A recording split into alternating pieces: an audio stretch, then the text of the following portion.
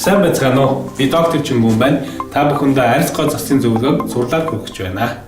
Бэмд урчин Чингүн Польш улсын Братислав хотын ангаах ухааны сургуулийг 2006-аас 2012 онд ерөнхий их хэмжээр бакалавр магистр зэрэгтэйгээр төгсжээ. 2014 онд Польшийн Зеленый город хотын их хэмжээр, 2016 онд Гэмтэл согог үндэсний төвийн их хэмжээр, 2016 оноос доктор Чингүнс клиникийн ерөнхий хэмжээр ажиллаж байна. Нэгнийгээ дэмждэг тариа гэж байгаа, дэмждэггүй тариа гэж байгаа. Тэгэхээр ингээд холж игээд байгаа байхгүй. Тэгэхээр одоо ингээд түрүү ярьсан PRP гэж яриад байгаа шүү дээ. Тэрнтэй хамт ингээд хийгээд байгаа байхгүй. Өнөөхний хатад хийж байгаа. Тэр бол их муу.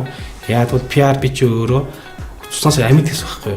Гиалуроны хүч чи өөрөө хүчил байхгүй. Тэгээ энэ хоёрыг холонгууд нэг амьд хэс чинь тэр дараа хүчлэг байхгүй. Тэгэхээр ямар ч үр дүнгүй гэсэн.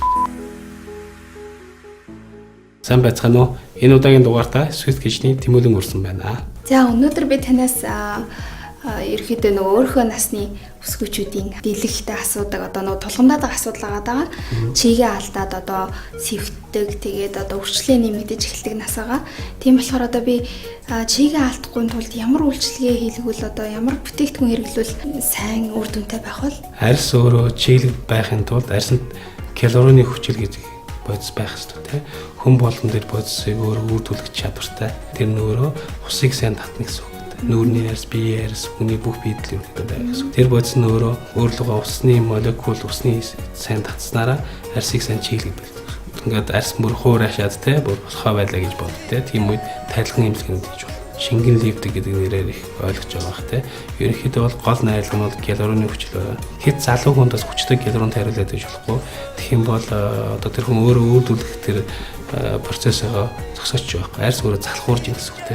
Өөрөө гаднаас ингээд гиалурон авах юм бол хүний арьс өөрөө тэндээ тасаад өөрөө үйлдвэрлэхэ болчихно жишээ те. Үүсэхэ болчихно. Тийм болохоор залуу хүмүүсийг бас тийм хүчтэй тариад байж болохгүй. Яг ерөнхийдөө бол насанд нь тохируулаад одоо тэр доторх хүч буюу тунгийн тааруулаад тарих хэрэгтэй. Тарилгаа бол хэсэгчлсэн одоо яг тэнд энд гэсэн юм заасан тийм юмнууд байгаа юу?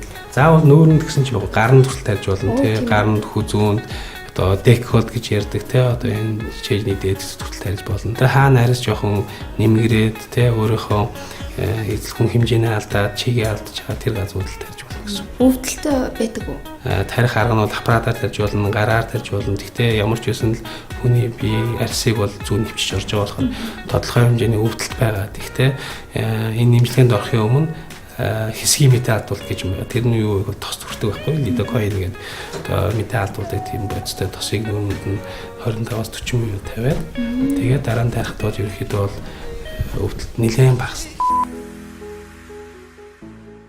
Одоо энийг ихийлэхэд улирал хамаатай байдаг нөгөө лазер эмчилгээг халууны улиралд хийж болтгоо гэдэгтэй адилхан одоо энэ шингэн лифтинг тариулахад ямар ч улирал тарьсан ч дараа нь заавал арьсаа хамгаалах хэрэгтэй. Нэгэн л арьсыг гэмтээж болохоор заавал өвөл вэ нү, зүүн байна уу, хавар намар вэ нү заавал дараа нь нарнаас хамгаалах хэрэгтэй. Нарны хамгаалалтын тус гэсэн үг. Ер нь энэ зуны удирдалтай ирэхийн өмнө хит их нарлаг хуурай болох юм тайруулах зүгээр. Одоо ингээд шингэн лифтингээ тариулаад үр дүнгээ авчаад тэр үр дүнгээ хэдийн хугацааны турш хадгалах боломжтой. Тэгээд бас одоо тухайн хүн өөрөө юу ууж идснээр бас тэрийг илүү их ингээ уртсах боломж гэдэг тийм юм байдаг уу? Яан занз байгаа тий. Зөндөө олон брэндүүд байгаа, зөндөө олон компаниуд төрлийн ийм коктейлүүд гаргаж байгаа тий. Шингэн лифт гэж яриад байна. Дотроо гол арга хэмжээ гиалуроны хүчтэй тэрний хэмжээ доторх найлагаас нь шалтгаалаад татамжтай их үү, татамжгүй их үү бас тухайн үйлчлэгчийн нас, арьсны өөрийнх нь анх нь гарч байгаа байлаас шалтгаалаад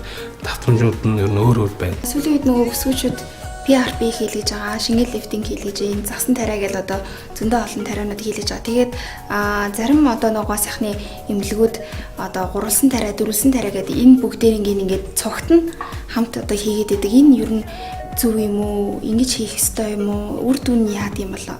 Мэдээж тариа болгон хоорондоо нэгнийгээ дэмждэг тариа байгаа, нэгнийгээ дэмжихгүй те сөрөг нөлөө үзүүлэх тариа байгаа. Жишээ нь одоо дэмждэг тариа гэх юм бол гиалуроны хүчлийг жишээ нь тэр салмон буюу загсны тариатай хамт бол маш сайн үүдтэй.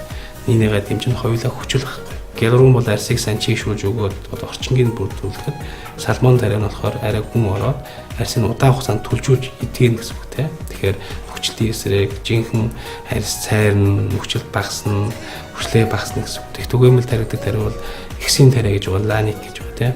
Ланик тариа болохоор өөрөө биохимийн аргаар хүний одоо эсээс гаргаж ирсэн дээр тодорхой хэмжээний биологийн чадвартай гэсэн үг тийм. Тэр тариаг бас жишээ нь энэ одоо хүчлүүдтэй хамт хийж болох. Хийвэл яг PRP-тэй хамт хийж тарьж болно. Нэгнийгээ дэмжин нөгөө өөртөө тарьж болох. Тэгэхээр энэ олон төрөлсөн тариаг зэрэг хийгээрээ хүмүүс цаг хугацаа hodж ийн гэж бодож байгаа. Яг эсрэг бол яг тийм сайн биш байна.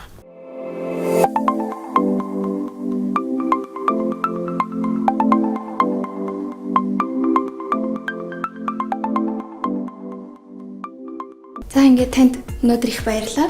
За би одоо нөгөө маш олон асуулттай ингээд дотроо одоо хадгалж явж байсан. Тэгээд бүсгүүчүүд ч гэсэндээ одоо миний асуух гэсэн асуултууд одоо байнга өөрсдөнд нь тулгамддаг асуулууд байдаг ах гэж бодож байна. Тэгээд өнөөдөр ингээд та бүх зүйлийг аягүй гоё ингээд ойлгомжтойгоор дараалтаагаар тайлбарж өгсөнд баярлалаа. Баярлалаа. Танд бас энэ манай төлөвлөлт хүрж ирсэнд маш их баярлалаа.